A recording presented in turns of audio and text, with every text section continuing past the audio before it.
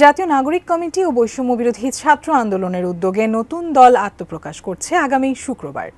জাতীয় সংসদ ভবনের সামনে মানিক মিয়া এভিনিউয়ে এক সমাবেশে আসবে নতুন দলের ঘোষণা। সন্ধ্যায় রাজধানীর বাংলা মোটরে জাতীয় নাগরিক কমিটির কার্যালয়ে সংবাদ সম্মেলনে কথা জানান কমিটির মুখ্য সংগঠক সার্জিস আলম। দলের নাম ও প্রতীক নিবন্ধনের আগে প্রকাশ করা হবে বলেও জানান তিনি।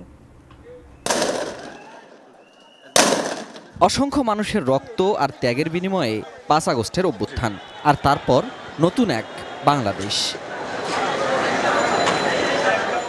ছাত্র জনতার সেই শক্তি এবার রূপ নিচ্ছে রাজনৈতিক দলে। বৈষম্য বিরোধী ছাত্র আন্দোলন ও জাতীয় নাগরিক কমিটির সমন্বয়ে দীর্ঘ সময় চলেছে জনজরিপ আপনার চোখে নতুন বাংলাদেশ।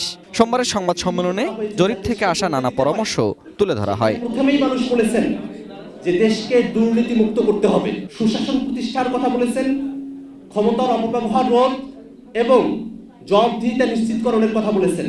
নতুন রাজনৈতিক দল কোনো রাজনৈতিক সহিংসতা, দখলদারিত্ব এবং মাফিয়া যে কালচার বিদ্যমান রয়েছে বাংলাদেশে, তার সঙ্গে একাত্ম হবে না।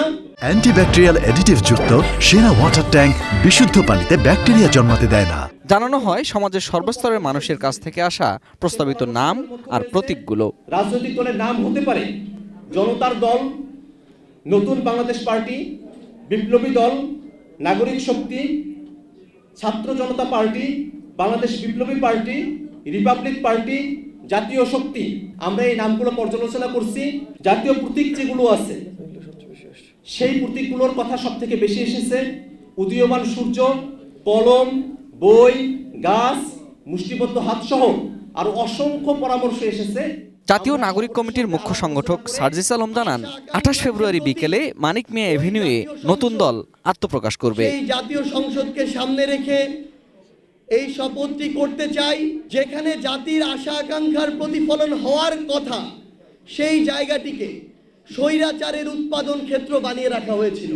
এই দলের ভিত্তি হবে তারুণ্য, পন্থা হবে গণতান্ত্রিক, আর লক্ষ্য হবে সকল মানুষের আকাঙ্ক্ষার নতুন বাংলাদেশ, জানালেন তরুণ রাজনীতিকেরা।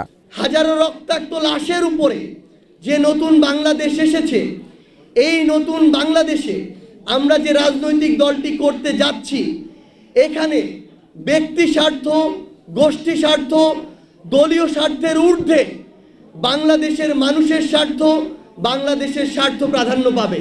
বাংলাদেশের মানুষকে নিয়ে, আপামর ছাত্র শ্রমিক জনতা সকলকে সাথে নিয়ে আমরা বাংলাদেশের নতুন রাজনৈতিক আকাঙ্ক্ষা বাস্তবায়ন করব ইনশাআল্লাহ। Ferdous Rahman, ATN news, Dhaka.